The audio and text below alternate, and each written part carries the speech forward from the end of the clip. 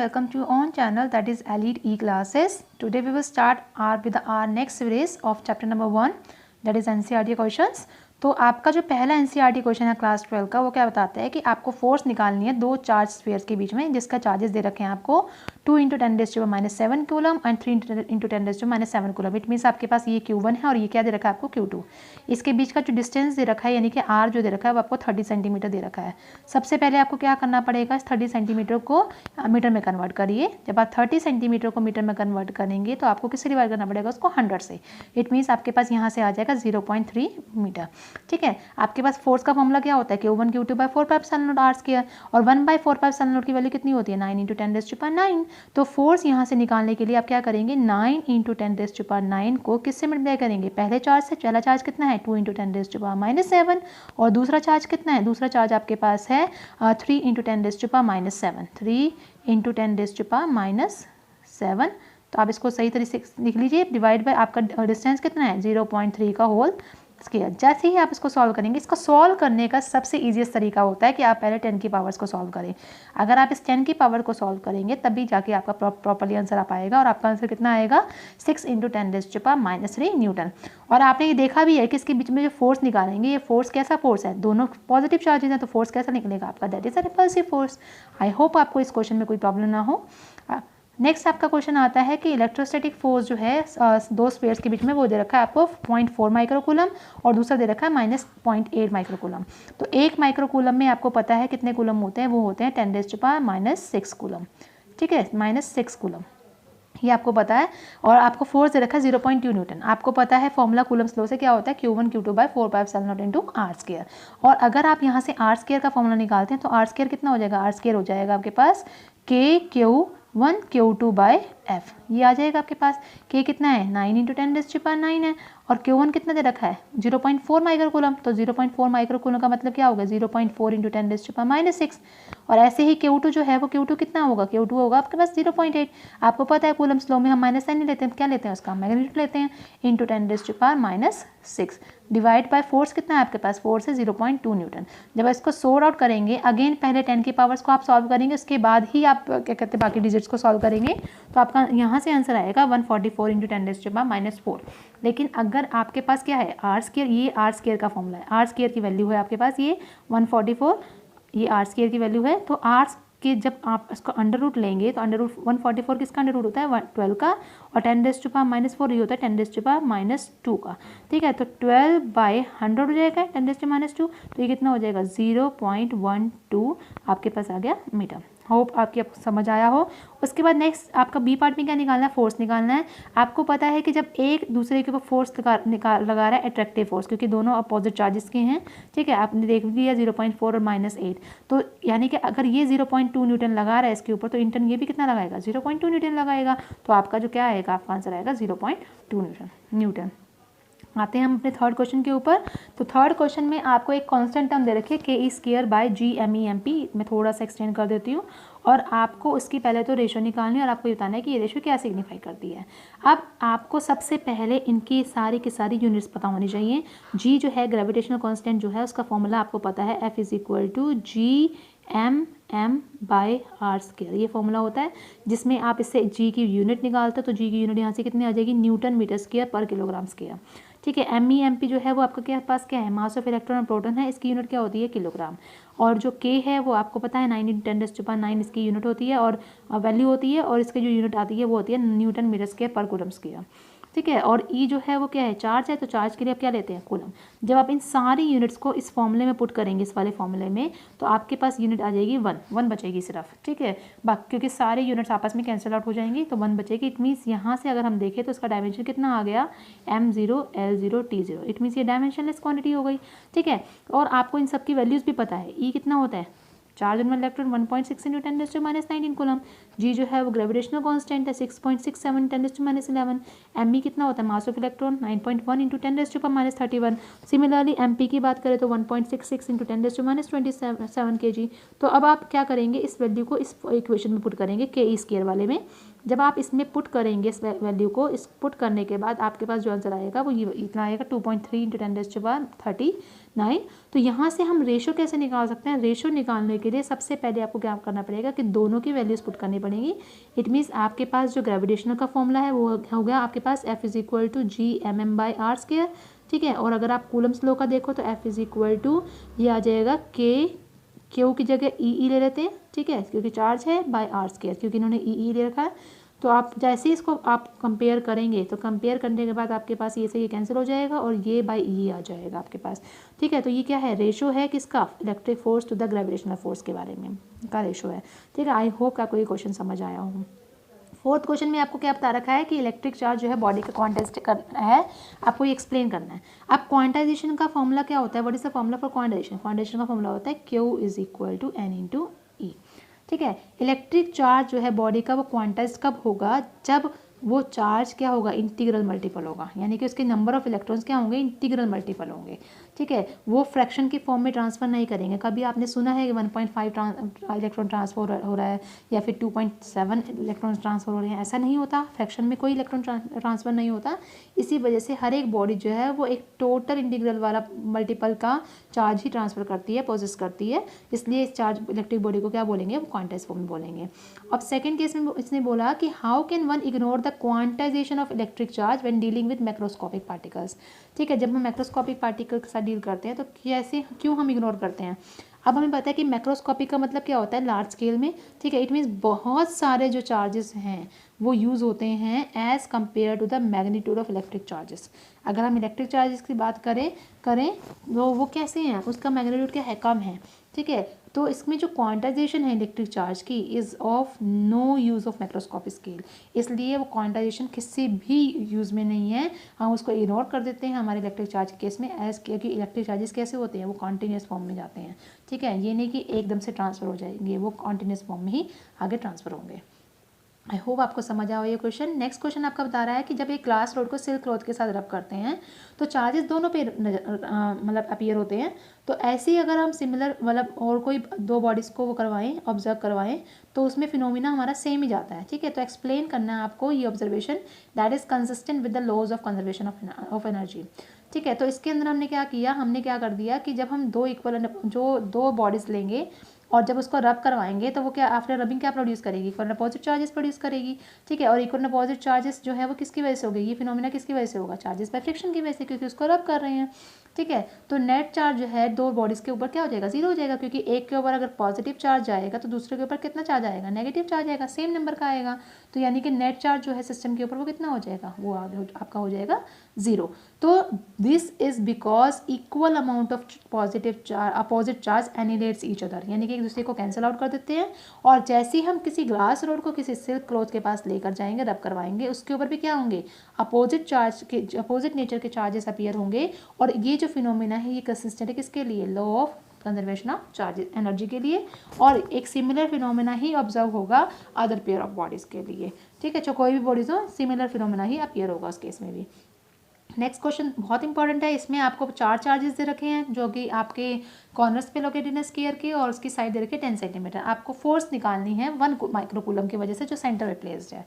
ठीक है, इसमें आप फिगर से ही देख सकते हैं। एक फिगर के अंदर हमें क्या दिखा रखा है कि आपको चार्जेस दे रखे हैं +2 माइक्रोकूलम, -5 माइक्रोकूलम, +2 और -5। ठीक है, सबसे पहले आप इसका डायगोनल निकालेंगे। डायगोनल आपको पता है ये जो डायगोनल है ये क्या है? एक राइट एंगल ट्रायंगल बना रहा है स्क्वायर में। ठीक है, साइड आपको पता है ये भी 10 ये भी 10, तो आप डायगोनल आराम से निकाल सकते हो कि DB का square is equal to DC का स्क्वायर प्लस BC का स्क्वायर। ये भी 10 है, 10 का स्क्वायर प्लस 10 का स्क्वायर हो जाएगा यहाँ से। ठीक है, तो इट मीन्स ये क्या आ जाएगा? 200 आ जाएगा। और इसका जब रूट निकालेंगे 200 का रूट तो किसके इक्वल आएगा? 10√2 सेंटीमीटर के इक्वल आएगा। 10√2 कहाँ से आया? 200 का आप LCM निकालो। जब LCM निकालोगे तो आपके पास कितना आ जाएगा? 100। फिर यहाँ से निकालोगे तो 50, देन अगेन 25, और यहाँ से करोगे तो 5 और 5। ठीक है, तो ये 5 तो पेयर ना दिया, ये 2 ने पेयर ना दिया, तो बचा कौन सा? एक 2 ही बच गया अकेला। तो जो अकेला बचेगा वो रूट में आएगा, बाकी दोनों मल्टीप्लाई हो जाएंगे आपके। ठीक है। तो यहाँ से हमने देख लिया कि आपका जो AC और BD है वो कितना आ गया, अगर BD 10/2 है तो AC भी कितना होगा, 10/2 हो जाएगा। लेकिन अब हमने सेंटर से निकालना है, तो सेंटर के लिए हमें क्या करना पड़ेगा, इस डिस्टेंस का क्या करना पड़ेगा, हाफ करना पड़ेगा। तो हम OA is equal to OB is equal to OC is equal to OD निकालने के लिए हम क्या करेंगे, 10√2 को 2 से डिवाइड कर देंगे, एवरेज निकालेंगे इसका। तो ये कितना आ जाएगा आपके पास, 5√2 सेंटीमीटर आ जाएगा यहाँ से। अब देखते हैं इनके फोर्सेस का नेचर। अब फोर्सेस का नेचर देखने के लिए आपको क्या करना पड़ेगा, आपको पता है कि इस O पॉइंट पर +1 माइक्रोकूलम चार्ज है, ठीक है। प्लस की वजह से, इस प्लस चार्ज की वजह से प्लस प्लस क्या करेंगे, रिपेल करेंगे। जब वो रिपेल करेंगे तो इट मीन्स फोर्स की डायरेक्शन कहाँ आएगी, इस डायरेक्शन में आएगी। सिमिलरली अगर हम बात करें A और O पॉइंट की, ये भी प्लस है ये भी प्लस है, तो इसकी डायरेक्शन कहाँ आएगी, फोर्स की इस डायरेक्शन में आएगी। अगर हम बात करते हैं O और B पॉइंट की, ये दोनों कैसे हैं, अपोजिट चार्जेस हैं, तो ये क्या करेगा, अट्रैक्ट कर लेगा इसकी ओर, तो आपकी डायरेक्शन इधर आएगी। और ऐसे यहाँ पे भी क्या करेगा, ये पॉजिटिव है ये नेगेटिव है, ये क्या करेगा, अट्रैक्ट करेगा। तो यहाँ से हम देखते हैं कि आपकी जो फोर्स ऑफ रिपल्शन है, जो दोनों में इस वाले पार्ट में क्या क्या हो रहा है, इस वाले पार्ट में आपका लग रहा है फोर्स ऑफ रिपल्शन, इस वाले पार्ट में क्या लग रहा है, फोर्स ऑफ अट्रैक्शन। लेकिन दोनों ही फोर्सेस कैसे हैं, इक्वल एंड अपोजिट नेचर के हैं। तो यहाँ से आप देख भी सकते हो कि फोर्स ऑफ रिपल्शन जो है A और O के बीच में, वो किसके इक्वल होगा, force of repulsion between C and O। तो वहाँ पे वो क्या कर देंगी, फोर्सेस आपस में कैंसिल आउट कर देंगी। सिमिलरली अगर हम बात करते हैं B और O और D और O के बीच में, तो वहाँ पे अट्रैक्टिव फोर्सेस हैं, वो फोर्सेस भी आपस में क्या कर देंगी, कैंसिल आउट कर देंगी। तो इट मीन्स सेंटर के ऊपर जो फोर्स आएगा वो क्या आ जाएगा, आपका 0 आ जाएगा, क्योंकि सारी फोर्सेस आपस में क्या है, इक्वल एंड अपोजिट है एक दूसरे के से। आई होप कि आपको ये क्वेश्चन समझ आया हो। Come back to our 7th question. 7th question में क्या बता रखा है कि इलेक्ट्रिक फील्ड जो है वो कंटिन्यूस कर्व बनाती है, हाँ, उसके अंदर सडन ब्रेक्स नहीं होते। क्यों, आपने जब भी इलेक्ट्रिक फील्ड लाइंस की डायरेक्शन देखी है तो उसमें आपने देखा होगा जब इलेक्ट्रिक फील्ड लाइंस में +Q से -Q में क्या होता है, जब चार्जेस लाइंस जाती हैं तो वो कैसी एक कंटिन्यूस पाथ बनाती हैं, ठीक है। सडन ब्रेक नहीं होता उसके अंदर। क्यों नहीं होता, क्योंकि चार्ज जो है वो कॉन्टिन्यूस फोर्स वो करता है, एक्सपीरियंस करता है।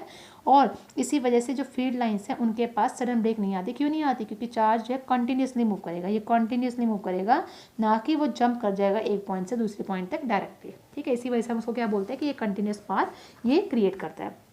उसके बाद हमारा सेकंड पार्ट है, उसमें क्या बताया है कि दो फील्ड लाइंस आपस में क्रॉस क्यों नहीं करती, क्योंकि जिस पॉइंट पर भी हम क्या करेंगे, उसको क्रॉस करवाएंगे, उस पे पॉइंट पे क्या होगा, हमारे पास एक पॉइंट ऑफ इंटरसेक्शन हो जाएगा। और उस इंटरसेक्शन के पॉइंट पर हमारे पास दो डायरेक्शन आ जाएगी इलेक्ट्रिक फील्ड की, जो कि एक टाइम में इम्पॉसिबल है, ठीक है। तो हमने क्या देखा कि अगर दो इलेक्ट्रिक फील्ड लाइंस एक दूसरे से क्रॉस करती हैं तो इलेक्ट्रिक फील्ड इंटेंसिटी जो है वो दो डायरेक्शन शो करेंगी, जो कि पॉसिबल नहीं है। इसी वजह से इलेक्ट्रिक फील्ड लाइंस जो है कभी भी एक दूसरे को क्रॉस नहीं करती हैं, क्योंकि इंटरसेक्शन के पॉइंट पर दो डायरेक्शन होगा, जो कि पॉसिबल नहीं है। आई होप आपको समझ आया हो यहाँ तक। बढ़ते हैं अपने नेक्स्ट क्वेश्चन की तरफ। इस क्वेश्चन में क्या बता रखा है, दो पॉइंट चार्जेस हैं QA और QB, दोनों के बीच का डिस्टेंस 20 सेंटीमीटर है, ठीक है। तो आपको इलेक्ट्रिक फील्ड निकालने पहले मिड पॉइंट पे, सबसे पहले हम फर्स्ट पॉइंट का देखते हैं केस। तो फर्स्ट पॉइंट में हमें क्या बोल रखा है कि दो चार्जेस हमें दे रखे हैं और उन दोनों चार्जेस का आपस में जो नेचर है वो कैसा है, अपोजिट नेचर है। और सेंटर आपका पॉइंट O है, दोनों के बीच का डिस्टेंस कितना दे रखा है, 20 सेंटीमीटर दे रखा है। पहले इसको क्या करेंगे आप, इसको मीटर में कन्वर्ट कर लेंगे, या फिर सबसे पहले अगर ये 20 है तो ये कितना हो जाएगा 10, ये भी कितना हो जाएगा 10 हो जाएगा, 10 सेंटीमीटर आएगा। 10 को आप उसमें कन्वर्ट करिए मीटर में, तो बाय 100 ये आ जाएगा आपके पास 0.1 मीटर, ठीक है। उसके साथ अब आपको पहले क्या निकालना है, E1 निकालना है। E1 का मतलब आपके पास फॉर्मूला क्या था, KQ/R², ये फॉर्मूला होता है आपके पास इलेक्ट्रिक फील्ड इंटेंसिटी का, ठीक है। Q आपको दे रखा है 3 × 10⁻⁶ माइक्रो है, तो 10⁻⁶ आ जाएगा, बाय 4πε0 एज इट इज, यानी कि K एज इट इज हो गया, ठीक है। और ये आपके पास O से लेकर A तक का डिस्टेंस कितना है आपके पास, 10 × 10⁻², या फिर 0.1 का होल स्क्वायर भी आप लिख सकते हैं। सिमिलरली अगर आप बात करें E2 की, तो E2 भी क्या रहेगा, सेम रहेगा, क्योंकि दोनों का चार्जेस +3 और -3 है, तो हम उसका मैग्नीट्यूड ले लेते, तो 3 × 10⁻⁶ रहेगा। अब क्या है, हमारे पास जो नेट इलेक्ट्रिक फील्ड आएगा वो नेट इलेक्ट्रिक फील्ड किसके इक्वल आ जाएगा, E = E1 + E2 के, ठीक है। नेट इलेक्ट्रिक फील्ड ये आ गया। अब ये भी सेम इलेक्ट्रिक फील्ड था, ये भी सेम इलेक्ट्रिक फील्ड था, दोनों को हमने 2 से मल्टीप्लाई कर दिया, सेम आ रहा है, ठीक है। तो आपके पास आंसर कितना आएगा इसका, 5.4 × 10⁻6 N/कूलम। इसको सॉल्व जरूर करके देखिएगा। तो उसके बाद हमारे पास क्या आता है, अब उसने कहा कि अगर एक टेस्ट चार्ज को रख दिया जाए, ठीक है, मिड पॉइंट पर, यानी कि इस पॉइंट के एक मिड पॉइंट पर हमने क्या रख दिया, 1.5 × 10⁻9 कूलम का एक चार्ज रख दिया, तो उसके ऊपर फोर्स कितना लगेगा इन दोनों के बीच में, ये पॉजिटिव फोर्स था, ये नेगेटिव फोर्स है, ठीक है। ये आपके पास 3 माइक्रो कूलम था, आई थिंक सो, ठीक है। और ये आपके पास हो गया negative charge, that is 1.5 into 10⁻⁹। ठीक है। तो दोनों के बीच में जो फोर्स लगेगा वो कैसा रहेगा, दैट इज अट्रैक्टिव फोर्स। जब फोर्स लगेगा अट्रैक्टिव तो वो कितना आएगा, F is equal to Q into E. F हो गया आपके पास that is Q into E formula है। और Q कितना है आपके पास, Q आपके पास ये आ गया 1.5 इंटू 10⁻⁹। और जो आपके पास इलेक्ट्रिक फील्ड है वो है 5.4 इंटू 10⁻⁶। तो जब आप इसको सॉल्व करेंगे तो आपके पास आएगा 8.1 इंटू 10⁻³ न्यूटन आपके पास आंसर आ जाएगा। और यहाँ पे जो फोर्स लगेगा वो कैसा होगा, अट्रैक्टिव फोर्स होगा। और वो किसके अलोंग होगा, इट इज़ अलोंग ओ ए। ये O है, ये A है, तो ये इट इज़ अलोंग ओ ए। अब नेक्स्ट क्वेश्चन हमारा क्या आता है, नेक्स्ट क्वेश्चन है आपके पास, आपको एक सिस्टम दे रखा है, सिस्टम के अंदर दो चार्जेस हैं QA एंड QB। ठीक है, उसको लोकेट कर रखा है A और B पॉइंट पे। कोऑर्डिनेटेड आपको दे रखे हैं 0 0 -15 और सेकंड दे रखा है 0 0 15। ठीक है, तो अब आपको क्या निकालना है, टोटल चार्ज निकालना है सिस्टम का। ठीक है, QA पे कितना चार्ज है 2.5 इंटू 10⁻⁷ कूलम। QB पे कितना चार्ज है -2.5 इंटू 10⁻⁷ कूलम। ये दोनों चार्जेस आपको दे रखे A और B के ऊपर। तो टोटल चार्ज कितना हो गया, टोटल चार्ज आपके पास आ गया Q is equal to QA plus QB। दोनों ऐड करो, अब दोनों के ऊपर इक्वल अपोजिट चार्जेस हैं तो आपके पास टोटल चार्ज कितना आ जाएगा 0। अब दोनों के बीच का डिस्टेंस कितना है, क्योंकि 15 और 15 Z कोऑर्डिनेट पे दे रखा है, तो कितना हो गया 30 सेंटीमीटर हो गया, दैट इज 0.3 मीटर। तो डायपोल मोमेंट निकालने का जो फॉर्मूला होता है वो क्या होता है, डायपोल मोमेंट हो गया आपके पास Q into dipole length. Dipole length को D मान लिया। ठीक है, तो आप कोई भी चार्ज ले, चाहे वो प्लस का है चाहे माइनस का है, मैग्नीट्यूड लेना पड़ेगा। तो आपके पास कितना हुआ 2.5 इंटू 10⁻⁷। और डायपोल लेंथ को हमने D कंसिडर कर दिया, D कितना है आपके पास 0.3। आप इसकी जगह 2L भी कंसिडर कर सकते हैं, वो आपकी मर्जी है। ठीक है, तो आपके पास कितना आएगा 7.5 इंटू 10⁻⁸ कूलम मीटर आ जाएगा, और जो कि किसके अलोंग होगा, पॉजिटिव जेड डायरेक्शन एक्सिस की तरफ। तो ये तो था आपका इसका फर्स्ट पार्ट। अब हमारे पास आगे क्या बोल रखा है, ठीक है, हमने टोटल चार्ज भी निकाल दिया और इलेक्ट्रिक डायपोल मोमेंट भी निकाल दिया, हमने इतना ही निकालता है इस क्वेश्चन के अंदर। अब आते हैं हम अपने 10th क्वेश्चन की तरफ। 10th क्वेश्चन में हमें क्या बताता है कि डायपोल मोमेंट निकालना है। ठीक है, ना कि डायपोल मोमेंट निकालना, डायपोल मोमेंट आपको गिवन है और एंगल कितना दे रखा है 30 डिग्री। ठीक है, तो देखिए डायपोल मोमेंट आपके पास है P हमें दे रखा है 4 इंटू 10⁻⁹ कूलम मीटर। ठीक है, एंगल आपको दे रखा है 30 डिग्री। ठीक है, ये आपको गिवन है 30 डिग्री एंगल। तो इलेक्ट्रिक फील्ड आपके पास है 5 इंटू 10⁻⁴ न्यूटन पर कूलम। तो आपको क्या निकालना है, टॉर्क निकालना है। टॉर्क का फॉर्मूला क्या होता है, टॉर्क आपने निकाला था PE sin थीटा, ये आपने फॉर्मूला निकाला था PE sin थीटा। ठीक है, तो P कितना है आपके पास, P आपके पास है 4 इंटू 10⁻⁹। ठीक है, E कितना है 5 इंटू 10⁻⁴ इंटू साइन एंगल कितना है आपके पास 30 डिग्री। तो sin 30 कितना होता है 1/2 होता है, और ये आपके पास कितना हो गया 20 इंटू 10⁻⁵ हो गया। तो यहाँ पर जब आप इसको सॉल्व करेंगे 10 आ जाएगा, 10 इंटू 10⁻⁵ कितना रहेगा 10⁻⁻⁴ न्यूटन मीटर आ जाएगा आपके पास। ये मैग्नीट्यूड है इसका टॉर्क का। आई होप कि आपको समझ आया ये क्वेश्चन। अब हमारे नेक्स्ट क्वेश्चन में हमें क्या बताता है 11th क्वेश्चन में कि एक पॉलिथीन पीस को रब किया गया है वूल के साथ। ठीक है, is found to have a negative charge of 3 into 10⁻⁹ -7 coulomb. अब आपको नंबर ऑफ इलेक्ट्रॉन्स ट्रांसफर निकालने हैं सबसे पहले तो। ठीक है, जब हम पॉलिथीन को रब करेंगे वूल के अगेंस्ट तो नंबर ऑफ इलेक्ट्रॉन ट्रांसफर होंगे वूल से पॉलिथीन की तरफ। ठीक है, वूल कैसा हो जाएगा पॉजिटिवली चार्ज हो जाएगा और पॉलिथीन कैसा हो जाएगा नेगेटिवली चार्ज हो जाएगा। ठीक है, तो अमाउंट ऑफ चार्ज जो है पॉलिथीन पीस के ऊपर वो कितना हो जाएगा, नेगेटिव चार्ज की वजह से कितना हो जाएगा पॉलिथीन के ऊपर -3 इंटू 10⁻⁷ कूलम। आपको गिवन है 3 इंटू 10⁻⁷ कूलम। और इलेक्ट्रॉन का चार्ज कितना होता है, वो होता है -1.6 इंटू 10⁻⁹ कूलम। तो हमने क्या करा कि हमने मान लिया कि n नंबर ऑफ इलेक्ट्रॉन को हमने ट्रांसफर करना है वूल से पॉलिथीन की तरफ। तो क्वांटाइजेशन के according Q is equal to any formula होता है, n कितना हो जाएगा Q/E। Q कितना है आपके पास, Q है -3 इंटू 10⁻⁷ और E आपके पास ऑलरेडी यहाँ पे है। तो आपके पास माइनस से माइनस कैंसिल आउट हो जाएगा, उसको डिवाइड करने पर आपके पास क्या आ जाएगा 1.87 इंटू 10⁻12 आ जाएगा। ठीक है, अब सेकेंड केस में इसने आपसे क्या पूछा, इसने बोल रखा है is there any transfer of mass from wool to polythene. मैंने आपको स्टार्टिंग में भी बताया था कि हमारा जो चार्ज है वो मास के ऊपर डिपेंड करता है, जितना ज़्यादा चार्ज ट्रांसफर होगा उतना ज़्यादा मास ट्रांसफर होगा। ठीक है, तो वहाँ पर transfer of mass take place करेगा, क्यों करेगा, क्योंकि इलेक्ट्रॉन के पास मास है वो कितना है 9.1 इंटू 10⁻⁻, यहाँ 31 कर दीजिएगा 31 kg। ठीक है, इतना आपको पता है। तो अगर हमने टोटल मास निकालना है ट्रांसफर का तो हमारे पास फॉर्मूला कितना हो जाएगा m is equal to ME into n, यानी कि जितने मास इलेक्ट्रॉन का है उसको हम n से मल्टीप्लाई कर देंगे। n आपके पास आया था कितना 1.85 या 1.87, वो आप देख लीजिएगा 87 होगा ये into 9.1 into 10⁻31 mass of electron होता है। जब आप दोनों को मल्टीप्लाई करेंगे तो कितना आएगा 1.706 इंटू 10⁻18 kg आ जाएगा। इट मीन्स ये स्मॉलर अमाउंट जो है चार मास का वो ट्रांसफ़र होगा कहाँ से कहाँ तक, वुल से लेकर पॉलीथीन तक ये ट्रांसफ़र होगा। आई होप कि आपको यहाँ तक समझ आया हो। अब आते हैं हम अपने 12th क्वेश्चन की तरफ। 12th क्वेश्चन में हमारा क्या बोलता है कि दो इंसुलेटेड चार्ज हैं, कॉपर स्फीयर है, ठीक है, ए और बी, और सेंटर्स जो है उसके बीच का डिस्टेंस है 50 सेंटीमीटर। ठीक है, ये आपके पास दो स्फीयर्स हैं, इन दोनों के बीच का डिस्टेंस कितना दे रखा है 50 सेंटीमीटर। आपको फोर्स ऑफ इलेक्ट्रोस्टैटिक रिपल्शन निकालना है if the charge on each is 6.5 into 10⁻⁻7 coulomb. Charge जो है ए और बी के ऊपर 6.5 इंटू 10⁻⁻7 दे रखा है। ठीक है, अब इसको कैसे निकालेंगे, रेडियस आपको पता है कितना है 50 सेंटीमीटर, अगेन उसको मीटर में कन्वर्ट करेंगे। फॉर्मूला आपको पता है QA/4πε0r²।